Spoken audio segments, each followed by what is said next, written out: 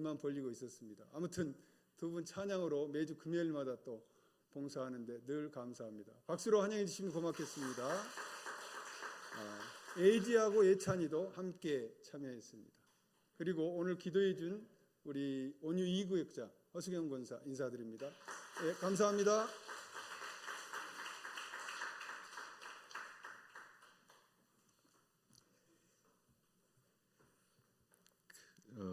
감사합니다. 제가 마치 초대교회 문헌으로만 읽었던 초대교회 모습을 제가 잠깐 봤는데요. 초대교회 때 귀족들이 있지 않습니까? 로마 귀족, 그러니까 장로님들이 자신들의 집을, 가정을 개방을 해서 이제 모이는 거예요. 그러면 낮 동안에는 이제 노예, 그렇죠? 여성들, 그런 분들이 복음을 몰고 왔어요. 왜 왔냐면 사람 취급을 받지 못했던 그런 상황에서 그 장로님들이, 귀족들이 자신들을 불러서 대우해주고 환영해주고 영접해주는 게 너무너무, 그래서 야, 기독교 공동체가 이런 거구나, 나는 이런 공동체라면 함께 하고 싶다, 설령 잡혀서 잘못되더라도. 이것이 초대교회 문헌에 있습니다. 네, 오늘 이렇게 장로님 가정, 그 다음에 또 집사님 가정을 이렇게 뵈니까 우리 신길동 교회는 초대교회 원형이 아닌가, 그런 은혜를 받았습니다. 감사합니다. 기도하겠습니다. 하나님 아버지 감사합니다. 온유구역 주관으로 드린 예배 저희를 불러주시고 또 하나님의 말씀 앞에 세워주시니 감사합니다.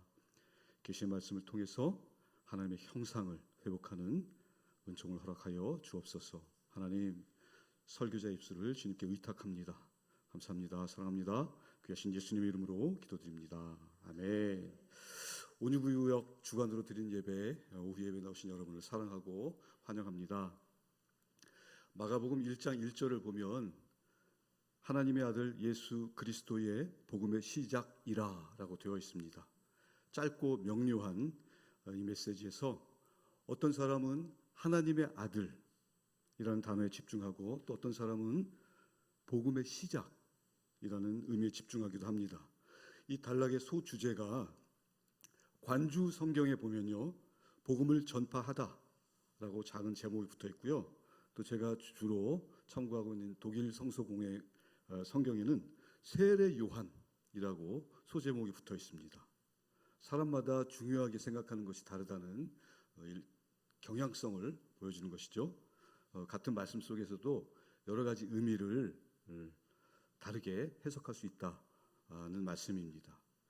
하나님의 아들 예수 그리스도의 복음의 시작이라 라는 그 문장에서 저는 오늘 예수 그리스도에 집중하겠습니다. 여러분, 예수님은 누구십니까? 예수님은 보이지 아니하는 하나님의 형상이시요 모든 피조물보다 먼저 나신 이시니 만물이 그에게서 창조되되 하늘과 땅에서 보이는 것들과 보이지 않는 것들과 혹은 왕권들이나 주권들이나 통치자들이나 권세들이나 만물이 다 그로 말미암고 그를 위하여 창조되었고 또한 그가 만물보다 먼저 계시고 만물이 그 안에 함께 서 있는 분입니다. 예수님은 하나님과 하나이신 분이시고 또 하나님께서는 예수님 외에는 천하에 구원을 이루게 하는 이름을 준 적이 없다라고 말씀하셨어요. 그리고 우리 예수님은 어제나 오늘이나 앞으로 영원히 동일하신 분입니다. 그런데 그 예수님이 나를 위하여 죽으셨습니다. 나의 하나님 어찌하여 나를 버리시나이까? 비명을 지르시며 십자가에서 찢기시고 돌아가셨습니다. 죄 없으신 예수님이 내 죄를 위해서 내 대신 십자가에서 철저하게 부서지셨습니다. 저는 오늘 감히 여러분들의 귓가에 예수님의 비명 소리가 들리기를 바랍니다. 그래서 오늘 밤 잠 못 드셨으면 좋겠습니다. 예수님의 그 처절한 비명소리 때문에 도무지 살 수가 없다. 이 비명소리가 너무 선명해서 살 수가 없다. 이런 고백이 우리 신길동 교회에서 많이 터졌으면 좋겠습니다. 그것을 기대합니다. 예수님의 비명소리가 내 귀에 들린다면 그것은 복음입니다. 기쁜 소식입니다. 예수님의 비명이 내 삶을 휘어잡고 나를 이끌고 가실 때 여러분 하나님의 음성 속에 서 계신 것입니다. 혹시라도 여러분 가운데 예수님의 이 처절한 비명소리가 들리지 않거나 또는 희미해졌거나 하시는 분은 나의 심령 속에서 울리는 예수님의 이 처절한 비명 듣기를 사모하십시오. 들리지 않는 분은 들을 수 있는 은혜를, 희미해지신 분은 선명하게 다시 들리는 은혜를, 그리고 듣고 계시는 분은 그것 때문에 잠 못 이루는 상한 심령을 사모하십시오. 그런 분에게 하나님께서 찾아가실 것입니다. 그런 분은 내 십자가를 기꺼이 감당하실 수 있는 분입니다. 내가 움켜졌던, 내가 놓지 못했던 세상의 것들을 과감히 내려놓고 주님의 십자가를 붙드실 수 있는 분입니다. 기꺼이 예수를 따르는 그런 분이 될 것입니다. 인생에서 정말로 고통과 환난 가운데 비명을 지르면서도 그것을 감당하고 도망치지 않고 인내하며 예수를 바라보며 믿음으로 감당한 사람이 부활하신 예수님을 만날 수 있습니다. 오늘 본문 말씀이 들어있는 요한복음 12장은요, 예수님의 공생의 마지막 주간, 즉 이제 십자가를 두고 십자가를 향해 걸어가시는 예수님을 모습을 볼 수가 있습니다. 많은 사람들이 예수님을 뵙고자 했어요. 그때 예수님은 이제 인자가 영광을 받을 때가 왔다. 영광을 받을 때가 왔다. 여러분, 이 뜻이 무엇입니까? 세상의 성공이 아니죠. 이제 십자가에서 내가 죽을 것이다.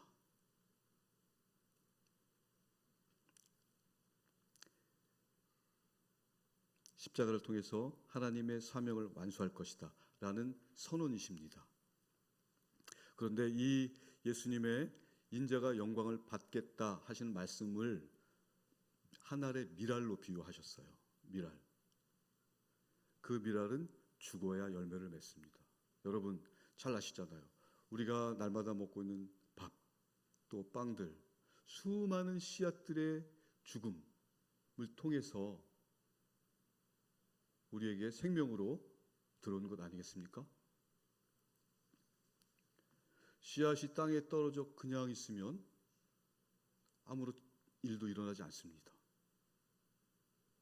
씨앗은 반드시 흙 속에서 썩어서 없어져야 열매를 맺고 풍성한 생명을 보장하는 것입니다. 예수님은 자신을 한 알의 미랄로 말씀하셨습니다. 십자가에서 그렇게 죽으시겠다는 것입니다. 그렇게 한 알의 미랄로 죽어야 많은 영혼을 구원할 수 있다라고 말씀하시는 것이죠. 자, 여기서 중요한 것은 죽어야 한다는 것입니다. 여러분, 씨앗이 죽지 않으면 그 땅에는 아무런 일도 일어나지 않아요. 황무지가 됩니다. 불모지가 됩니다. 그러나 죽었을 때 생명이 땅이 되는 것입니다. 예수님은 이렇게 하실 것이고 그렇게 하셨습니다. 그런데 여기서 제가 여러분에게 도전합니다. 이 한 알의 미랄로 죽으신 예수님, 이 한 알의 미랄 사건은, 미랄 비유는 단순히 예수님에게만 해당되는 것일까요? 그렇지 않습니다. 오늘 읽지는 않았지만 뒷절인 25절을 한번 같이 읽었으면 좋겠습니다. 25절 함께 읽겠습니다. 자기의 생명을 사랑하는 자는 잃어버릴 것이요 이 세상에서 자기의 생명을 미워하는 자는 영생하도록 보존하리라. 여러분, 이 말씀이 여러분에게 어떻게 다가오십니까? 이 말씀이 교훈으로 다가오십니까? 아니면 예수님께서 나에게 직접 하시는 말씀으로 다가오십니까? 여러분, 이 말씀은요, 예수님께서 제자들에게 당부하신 말씀이에요.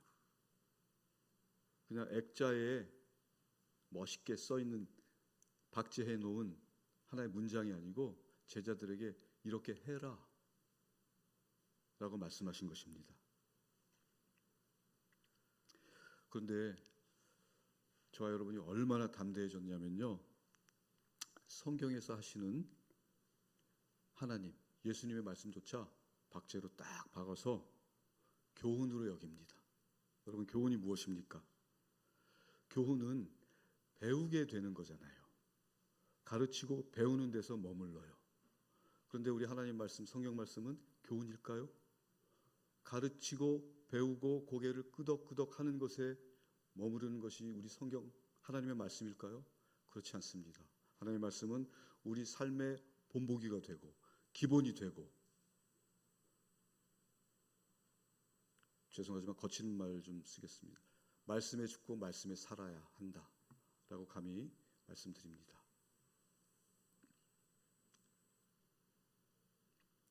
하나님의 말씀이 내 삶 속에서 구체적으로 나를 구속하지 못한다면, 하나님 말씀이 나를 정말 내 실질적인 삶 속에서 끌고 가지 못한다면, 능력이 없다면 우리는 왜 하나님의 말씀을 청종하며 하나님의 말씀을 사모하는 것일까요? 그래서 이 25절 말씀은 실질적으로 제자들에게 예수님께서 당부하신 것입니다. 자, 여러분은 이 말씀이 교훈으로 느껴지십니까? 나에게 하신 말씀으로 느껴지십니까?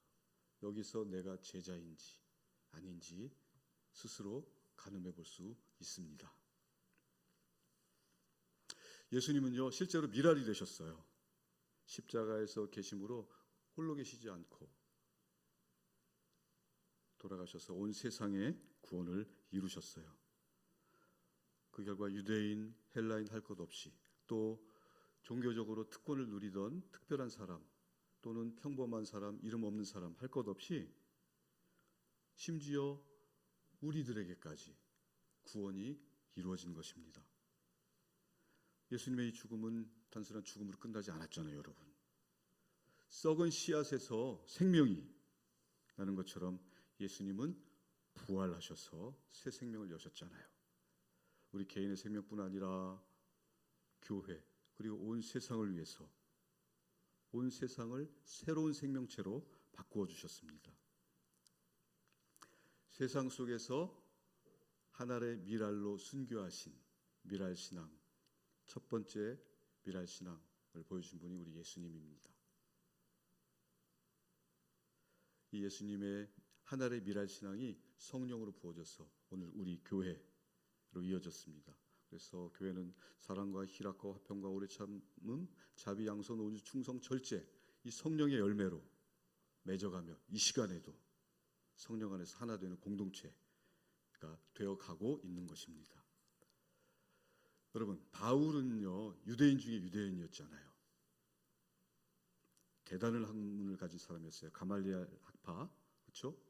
충분히 존경받고 권위를 누리면서 살 수 있는 사람이었어요. 그런데 매맞고 감옥에 갇히고 굶주리고 죽을 고비를 수차례 넘깁니다. 무엇 때문에? 자신이 미랄로 부서져가는 그 삶 속에서 열매들을 보았기 때문에 그렇습니다. 얼마나 보람됐겠어요. 내가 달려갈 길과 주 예수께 받은 사명, 하나님의 은혜의 복음을 증언하는 일을 마치려 하면은 나의 생명을 조금도 귀한 것으로 여기지 아니하며 자신의 생명을 지키는 대신 오직 복음을 전하는 미랄로 바울은 산 것입니다. 이 바울의 미랄 신앙을 하나님께서 얼마나 귀하게 여기시고 기쁘게 받으셨습니까? 성경의 절반, 무려 13권을 하나님의 말씀으로 인쳐주셨어요. 이 바울 한 사람의 헌신이 전체 교회사의 역사를 바꾸고 인류의 역사를 바꾸고 그 구원의 열매를 우리가 누리고 있는 것입니다. 그 한 사람에 의해서. 모세는 어떻습니까, 여러분? 바로의 공주라고 불리우기를 거절했잖아요. 권세를 누리고 떵떵거리며 살 수 있는 사람이었어요. 그러나 잠시 세상에서 누리는 기쁨보다 하나님의 백성과 고난받기를 택했습니다. 애굽의 구문 보화보다 하나님을 위해 받는 모욕을 더 값지게 생각했어요. 미랄처럼 자신을 내려놓고 하나님을 택한 것입니다. 광야 40년 훈련 받았습니다. 심지어 하나님께서 이스라엘 백성들을 멸하고 모세야 우리 다시 시작하자 하실 때에 모세가 어떻게 나왔습니까? 하나님 차라리 저를 하나님의 생명책에서 지워주십시오. 마치 예수님과 같은 모습을 모세는 보여줬습니다. 여러분 우리는 어떻습니까? 에이, 바울, 모세 어떻게 우리를 비견합니까? 어떻게 우리가 견줍니까? 그분들은 특별한 분들이잖아요. 반문하시는 분들은 저를 한번 따라와 보십시오. 로마서 16장을 한번 가보겠습니다. 로마서 16장, 약간 길기는 하지만 16장 3절에서 16절을 함께 읽으면 좋겠습니다. 16장 3절에서 16절까지를 함께 읽겠습니다. 너희는 그리스도 예수 안에서 나의 동역자들인 브리스가와 아글라에게 문안하라. 그들은 내 목숨을 위하여 자기들의 목까지도 내놓았나니 나뿐 아니라 이방인의 모든 교회도 그들에게 감사하느니라. 또 저의 집에 있는 교회에도 문안하라. 내가 사랑하는 에베네도에게 문안하라. 그는 아시아에서 그리스도께 처음 맺은 열매니라. 너희를 위하여 많이 수고한 마리아에게 문안하라. 내 친척이요 나와 함께 갇혔던 안드로니고와 유니아에게 문안하라. 그들은 사도들에게 존중이 여겨지고 또한 나보다 먼저 그리스도 안에 있는 자라. 또 주 안에서 내 사랑하는 암블리아에게 문안하라. 그리스도 안에서 우리의 동역자인 우르바노와 나의 사랑하는 스다구에게 문안하라. 그리스도 안에서 인정함을 받은 아벨레에게 문안하라. 아리스토블로의 권속에게 문안하라. 내 친척 헤로디온에게 문안하라.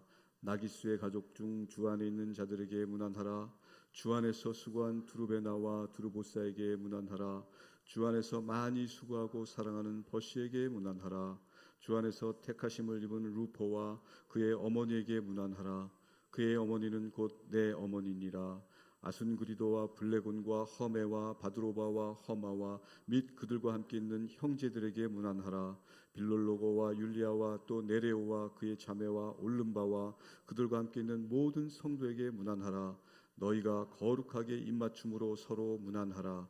그리스도의 모든 교회가 다 너희에게 문안하느니라. 아멘. 여러분, 은혜가 느껴지십니까? 다 저와 여러분 같은 평범한 사람들입니다. 그런데 이렇게 하나님의 생명책에 기록되어 있습니다. 여러분들 잘 아시듯이 브리스길라와 아굴라 부부는 바울과 동업자였잖아요. 텐트 만드는, 천막 만드는 일을 했는데요. 바울이 얼마나 이분들을 의지하고 사랑했냐면 선교 여행에 같이 동행을 했어요. 정말로 부부가 함께 헌신한 너무나 아름다운 헌신을 보여주는 그런 부부였습니다. 앞으로 이 부분을 읽으실 때 브리스길라와 아굴라 대신에 남편분의 이름, 아내분의 이름을 넣어서 읽었으면 좋겠습니다. 또 그렇게 된다면 우리 부부가 정말 하나님의 동역자이구나 라는 것을 느끼게 되실 것입니다. 그리고 앞에서 읽은 많은 사람 이름 대신에 내 이름을 넣어서 읽어보시기 바랍니다. 하나님의 시선이 느껴지실 것입니다. 그리고 그리 아니할지라도 우리 성경에는 이름 없는 사람들의 미랄 신앙이 많이 나옵니다. 요한복음 4장에 나오는 사마리아 여인, 이름이 없죠. 또 6장에 나오는 소년, 내 오병이어로 수천 명의 사람이 먹는 역사가 일어났잖아요. 그리고 누가복음 10장에 보면 예수님의 70명의 제자들이 나오는데요. 다 이름이 안 나와요. 그러나 그 이름들은 다 하나님의 생명책에 올라 있습니다. 우리 한국교회 초창기에도 이름 모를 수많은 성도들이 예배당으로 자신의 마루를 내놓고 또 가난한 가운데 헌금을 해서 교회를 세웠습니다. 그게 우리 한국교회입니다. 내 이름이 드러나지 않아도, 사람들에게 인정받지 못해도 하나님께서 아십니다. 나의 작은 기도, 작은 봉사, 또 작은 섬김이 우리 신길동 교회를 든든히 세웁니다. 우리 중보기도팀, 또 미래의 세대를 책임지는 교육부서, 또 우리 성도들의 애찬을 준비하는 식당 봉사팀, 또 교회 시설을 잘 관리해주는 우리 시설팀, 또 담임 목사님 사역을 돕는 우리 찬양대 오케스트라, 그리고 우리 학생부 기도 후원자님들, 또 빠진 팀 있으신가요?